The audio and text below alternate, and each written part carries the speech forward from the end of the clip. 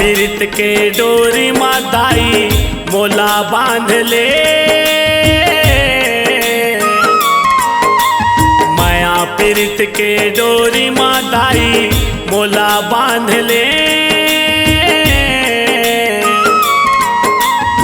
तोर चरण माँ सेवक बना के राख ले। तोर चरण माँ सेवक बना के राख ले। तोर सेवा बजावत रही हूँ मोर जिंदगी बहावत रही हूँ। तोर सेवा बजावत रही हूँ मोर जिंदगी बहावत रही हूँ।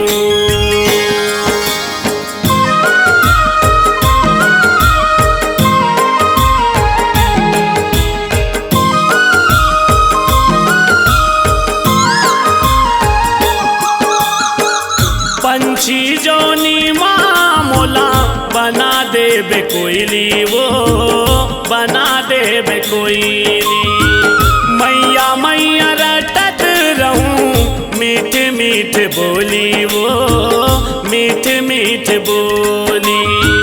जंतु जोनी माँ देबे लंगूरे जन्म, वो तोरे सेवा होई मोर बल परम धर्म, वो परम धर्म। दसो अंगुरिया के बिनती है दाई मोरो मान ले। दसो अंगुरिया के बिनती है दाई मोरो मान ले। तोर चरण माँ सेवक बना के राख ले। तोर चरण माँ सेवक बना के राख ले। तोर सेवा बजावत रही हूँ मोर जिंदगी बहावत रही हूँ। तोर सेवा बजावत रही हूँ मोर जिंदगी बहावत रही हूँ।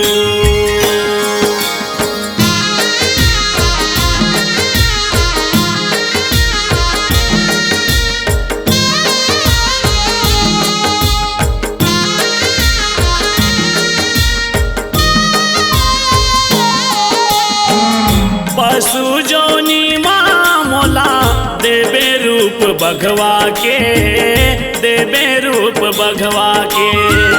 बैरी संग लड़त रहूं मैं हदाई अघवा के, मैं हदाई अघवा के। फुलवा माँ मोला दाई मोगरा फूल बनावे, वो बेनी माँ तोर गाथ के गजरा लगावे, वो गजरा लगावे। वो भाव भक्ति के रंग मादाई मोला सान ले। भाव भक्ति के रंग मादाई मोला सान ले। तोर चरण माँ सेवक बना के राख ले। तोर चरण माँ सेवक बना के राख ले।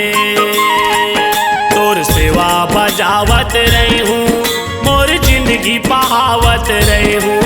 तोर सेवा बजावत रही हूँ मोर जिंदगी बहावत रही हूँ।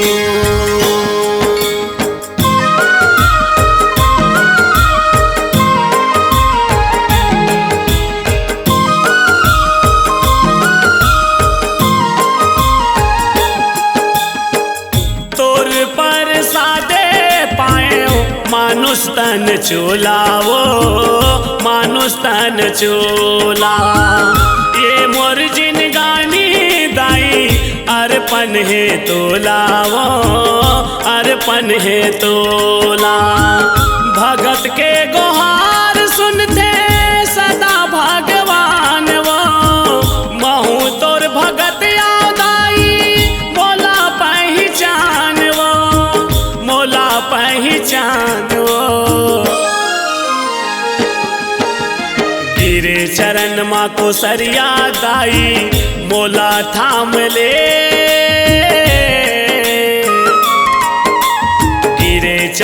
चरणवा को सरिया दाई मोला थाम ले।